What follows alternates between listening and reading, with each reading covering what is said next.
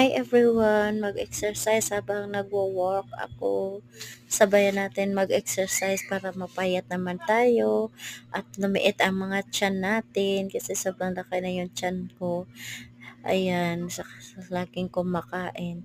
Habang nagla-laundry, ayan, sabayan natin ang pag-exercise. Ayan, huwag tamarin sa pag-exercise dahil pangarap natin na pumayat. So, ayan. Tiis ganda at tiis sexy. Ayan. Kunti na lang yung tiyan ko. Di na katulad dati na malaki yung tiyan. Ngayon, parang nabawasan na yung katabaan natin. Sobra talagang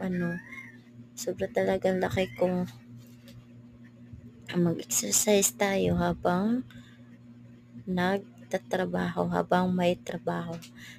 Habang hindi busy, so ayan, exercise. At inaantok-antok na kasi ako dito, kaya ayan, nag-exercise ako pampawala sa antok. Ayan, nag-aantay din ako sa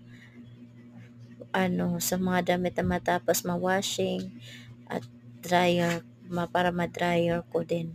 So ayan, exercise,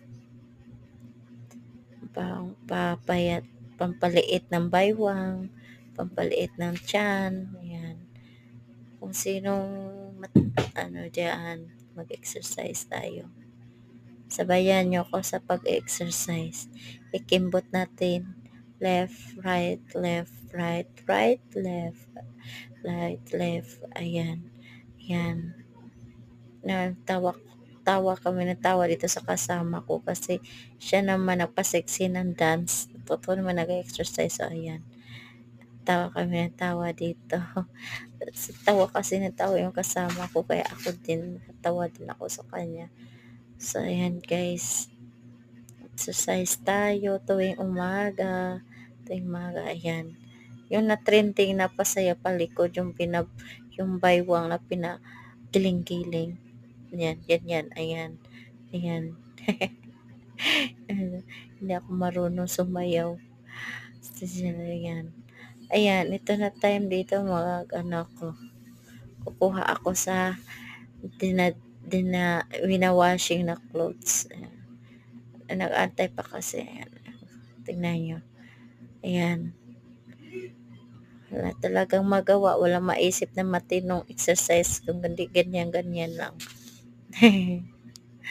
Pasensya na kayo guys. Share at comment naman kayo sa aking YouTube channel. I-subscribe naman kayo. Thank you everyone.